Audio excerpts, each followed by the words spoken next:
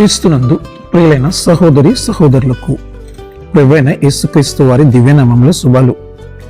నూతన జీవిత అనుదిన దైవధ్యానంలో కొత్త నిబంధనలో దేవుడు నేను చేస్తాను అని అంటారు.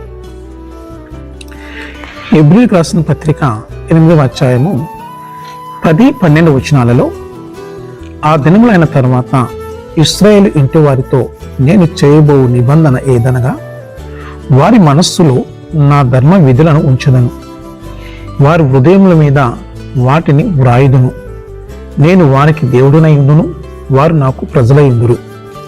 నేను వారి దోషముల విషయమై దయ కలిగి వారి పాపములను ఇక ఎన్నడూను జ్ఞాపకము చేసుకున్నానని ప్రభువు సెలవిచ్చుచున్నాడు. మీ యజమాని మీకు చేయవలసిన పనుల జాబితా ఇచ్చినందున మీరు మీ పనిలో ఒత్తిడికి గురవుతూ ఉండవచ్చు. బహుశా అతను మీకు ఇలా చెప్పి ఉండవచ్చు, మీరు ఈ లేఖను టైప్ చేయాలి, మీరు ఈ క్లయింట్ను కలవాలి, మీరు ఈ నివేదికను రాయాలి, మీరు తప్పక చేయాలి. దీనికి బదులుగా మీ యజమాని నేను మీకోసం ఈ లేఖను టైప్ చేస్తాను, నేను మీకోసం ఈ క్లయింట్ను కలుస్తాను, నేను మీకోసం ఈ నివేదికను రాస్తాను, నేను తప్పకుండా చేస్తాను అని చెప్పి ఉంటే బాగుండేది కదా. సరే, మీ యజమాని అంత దయగలవాడు కాకపోవచ్చు, కానీ మీ పరలోకపు తండ్రి అంత దయగలవాడు.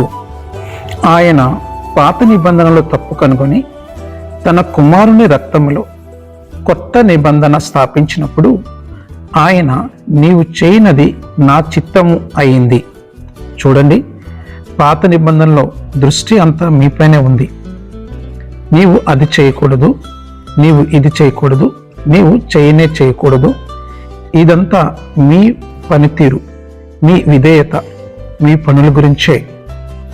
కానీ కొత్త నిబంధనలో దేవుడు ఇలా అంటున్నాడు, నేను వారి మనస్సులో నా ధర్మ విధులను ఉంచుతాను, నేను వారి దేవుడను, వారి దుర్నీతి పట్ల నేను కరుణ చూపుతాను, వారి పాపాలను వారి అక్రమాలను నేను ఇక ఎన్నటికీ జ్ఞాపకం చేసుకోను.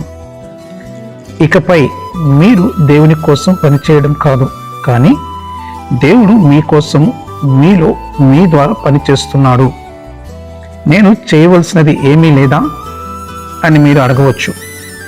నా మిత్రమా, మీరు చేయవలసినది దేవుడు చేయాలనుకుంటున్నాడు. దానిని మీరు నమ్మడం మాత్రమే మీ పని. మీరు ఆయన వాగ్దానాలను ఎంత ఎక్కువగా విశ్వసిస్తే ఆయన హృదయం మీకోసము అంత ఉందని మీరు గ్రహిస్తారు, చూస్తారు. మరియు మీ విశ్వాసం మీరు చూసి గ్రహించడం ద్వారా అధికమవుతుంది.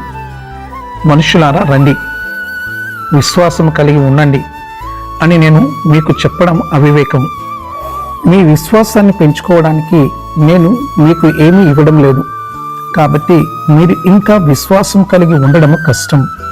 కానీ దేవుడు మీకోసం ఏం చేస్తాడని చెప్తున్నాడో నేను మీకు అవి అన్నీ చెప్తే మీ హృదయంలో విశ్వాసము పుడుతుంది. దేవుడు మీకోసం ఏం చేస్తాడని చెప్తున్నాడో తెలుసుకోవడానికి విశ్వాసం ఒక ప్రతిస్పందన.